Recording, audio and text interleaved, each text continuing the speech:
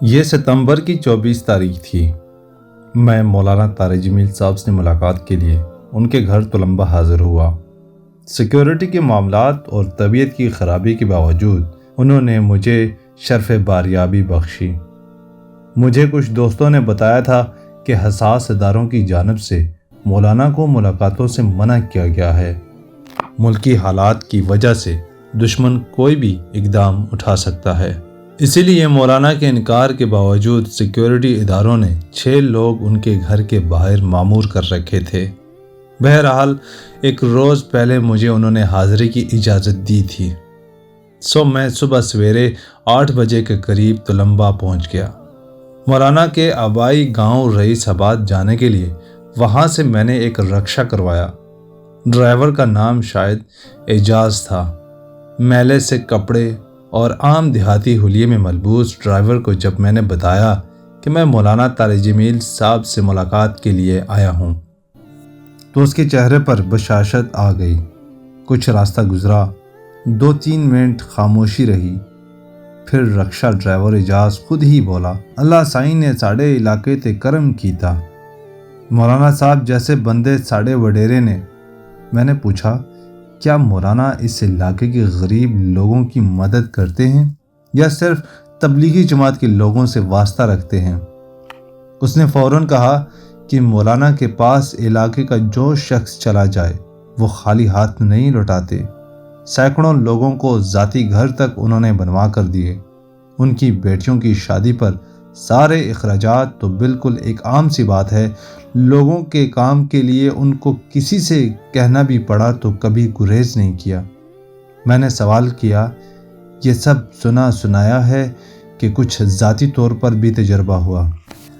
اعجاز بولا، میرے ایک عزیز کو بیماری کا مسئلہ تھا۔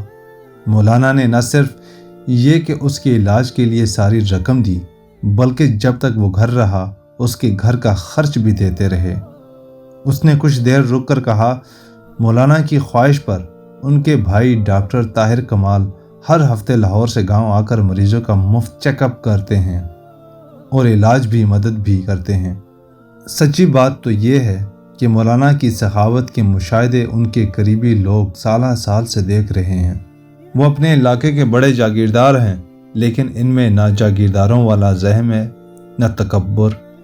میں نے خود دیکھا کہ وہ گھر سے لاکھوں روپے لے کر نکلتے تھے اور رائیونڈ میں خاموشی سے تقسیم کر دیتے تھے۔ کبھی نہ لینے والے کو احساس دلایا، نہ یاد دلایا، نہ دے کر اپنے سے دور کیا۔ مولانا کے دوستوں میں غریب امیر کی کوئی تفریق نہیں۔ وہ سینکڑوں غریب دوستوں کی بیٹوں کے نہ صرف نکاح پڑھا چکے ہیں بلکہ سارا خرچ بھی ذاتی جیب سے ادا کرنے میں خوشی محسوس کرتے ہیں۔ مجھے یہ سب باتیں اس لیے کہنی پڑیں کہ میں ذاتی طور پر چشم دید ہوں۔ اب جبکہ سوشل میڈیا پر ماسٹر گروپ اور جلال سنس کی ایک شادی میں ان کی شرکت پر ایک طوفان بدتمیزی برپا ہے، ان باتوں کا اظہار بھی ضروری تھا۔ میں حیران ہوتا ہوں، بعض لوگ جو کبھی ان سے ملے، معاملہ کیا، نہ ان کی نشستوں میں بیٹھے، اتنے وثوق اور یقین سے ایسی باتیں کر رہے ہیں کہ 100% جھوٹ بھی ہیں اور دائرہ تمیز اور تہذیب سے باہر ہیں۔ ان پر 10-20 لاکھ لینے کے طعنے کسے جا رہے ہیں۔ کیا آپ سمجھتے ہیں کہ اگر بطور انسان ان کے اندر خوبیاں نہ ہوں تو وہ ہر طبقے کے لوگوں کو اس طرح متاثر کر سکتے تھے؟ 40 سال میں کون سا طبقہ ایسا ہے جو ان کا گرویدہ اور ان کی خوبیوں کا اسیر نہیں ہے؟ کیا لالچ، ہوس، شہرت اور دولت و جاہ کی پرستش کے پیچھے اس طرح لوگ دیوانگی دکھاتے ہیں؟ آخر وہ کون سی خوبی ہے جو 40 سال سے ان کو بلند کرتی گئی؟ وہ کون سی عادت ہے کہ وہ جہاں جاتے ہیں، جس سے تعلق رکھتے ہیں، اس کو اپنا بنا لیتے ہیں؟ وہ خوبی بہت عام ہے۔ کیا آپ کو سمجھ آئی وہ خوبی؟ وہی خوبی جو ان کا اصل جادو ہے، جو ان کے پاس دوسروں سے زیادہ ہے۔ اندازہ لگائیے اور کمنٹس کیجیے۔